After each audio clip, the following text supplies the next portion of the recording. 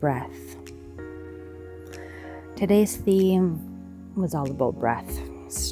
My morning started at 5 a.m. The sounds of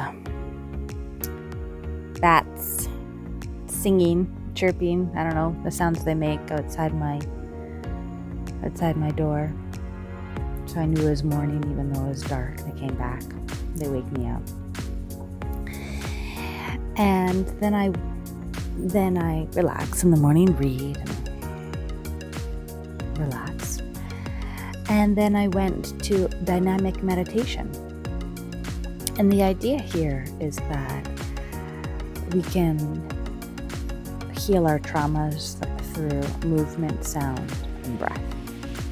And this is my first real dynamic meditation, and it encompasses all of that. You start by breathing, and then you start by shaking and letting your body dance and move uncontrollably without mind. And there was a live band, amazing, and everyone here is so talented. So a live band was playing drums and beats, and you just let your body move, shake out this excess energy or shake out anything. Let yourself yell, let yourself scream, let yourself sing, whatever you want. And then it ends with breath, being conscious of your breath, bringing yourself back to the moment, feeling all the energy released. It's very profound. It's 1 hour of just intensity at 6:30 in the morning. So I started with that and had a nice breakfast, and then I did a breathwork session. Now, breathwork is another modality where you simply, by using your breath, you release all of these pent-up energies. And it's the idea of bringing oxygen and air into spaces that have been really pushed down or like hidden. You kind of swallow emotions, you push them down in corners of your body. And by bringing air to these places, it releases. So the release can be shaking, moving, crying uncontrollably, screaming, whatever you need. It's a release that happens. It doesn't necessarily have to be bad. It can just be being in space and feeling good feelings. It's amazing. People go and find these drugs, or they try and find a pill or medication. Really, breathwork is the medicine is our own breath. Just with a state of breathing for on average about 8 minutes, I believe, you can reach a state where you feel high. You feel tingling in the body. You feel high. It's a crazy experience.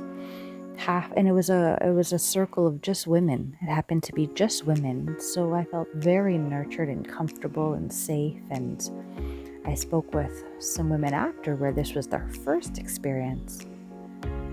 And I asked them, how would you describe that in one word? And they answered, amazing and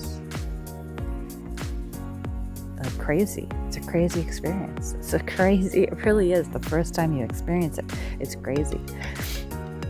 And just, again, letting our breath heal all of these suppressed emotions in us. And then later in the day, I went to restorative yoga. It was the first time I've done restorative yoga, and my first experience of it, and every movement is very gentle, very slow. It's not trying to do anything. It's just letting gravity pull you down into these positions of relaxation. And in every position, you wait for a couple minutes and you simply focus on the breath. That is your only responsibility, really. Just focus on the breath, be in the moment. And again, it's being brought back to the breath, how important and essential our breath is, how shallow, I tend to breathe throughout the day. or just breathe deep. How relaxing that is. Giving myself time to breathe. Wow, what a luxury.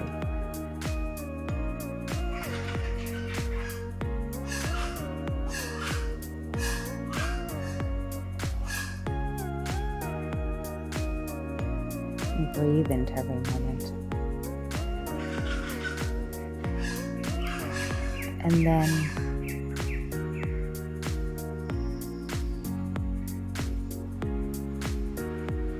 later in the day, at the end of the night, then there's a group meditation.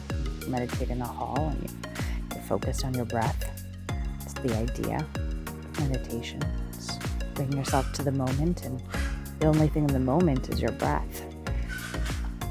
So sitting in silence for an hour, very profound. And then I ended the night with laughter yoga. Now, this is the first time I've ever done laughter yoga. I've always wanted to try, and you imitate laughter to the point where you can get yourself to laugh.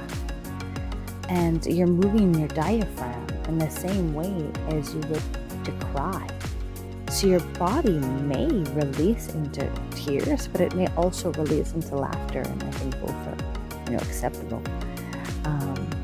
And I didn't know how I was going to react. It was so out of my comfort zone, to try to get myself to laugh. And it was two beautiful, fun, high energy sisters running it. And it made me really, and they remember my sister here. My sister was here for 6 weeks, so they remember her and they remember us together. And I didn't realize they were sisters. And so that made me really emotional. Like, do I laugh or do I cry? I was missing my sister a lot.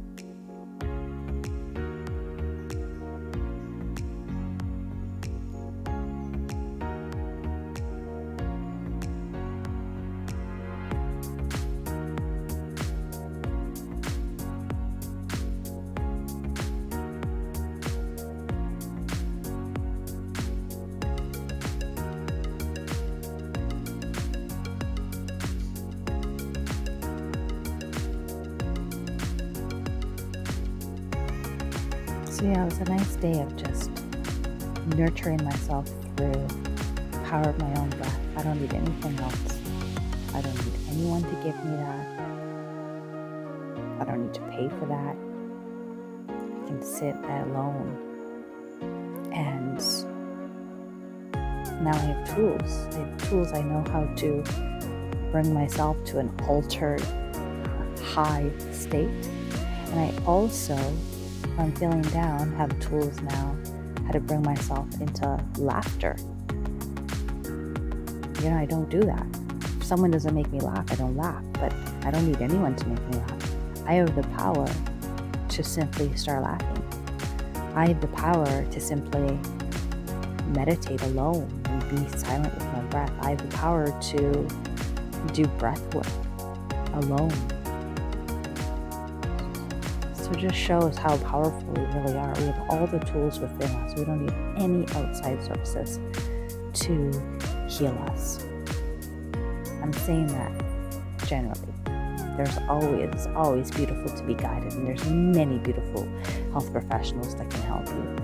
But I'm also saying, if you don't have access to that, you can help yourself as well. You have the power to help yourself.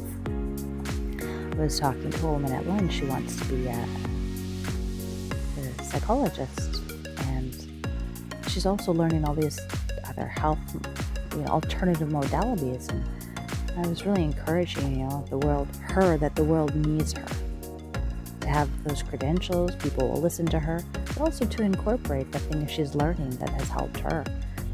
And I told her how doctors for depressed patients would prescribe them exercise, go in nature, have some omega-3s, cut some stress out of your life.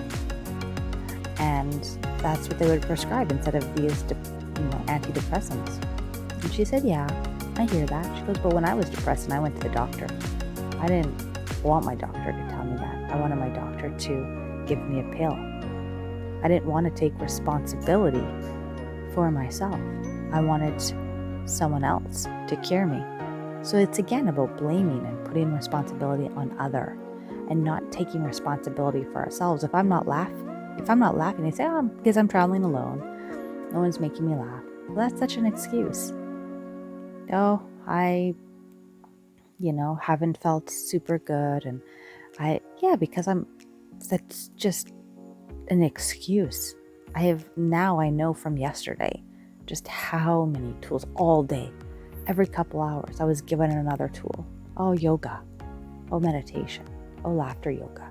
Oh, dancing, moving, yelling, screaming, breath work. My entire day yesterday was filled with tool after tool after tool to bring me to a light energy, to a lighter space, to clear whatever needs to be cleared. There's always things that need to be cleared.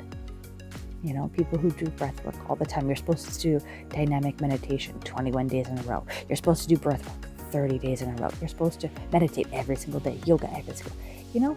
There's all of these tools we have that we don't give ourselves.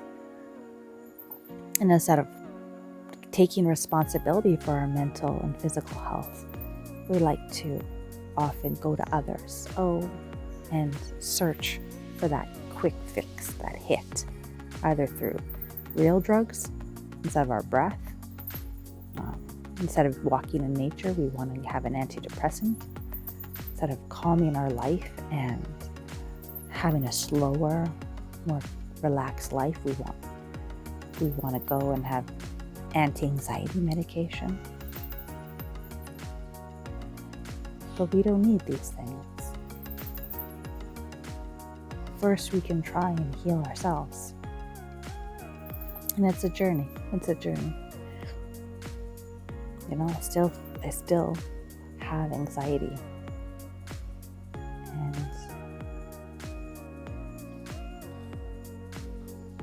But it doesn't stop me. I have tools now to help me feel better, feel more calm, feel more happy. So I invite you to take responsibility for your life. What things do you want to incorporate in your life? What tools do you want to start to have now? It's physical, mental, spiritual. What areas of your life do you really want to focus on? And there's tools to help you. Thank you.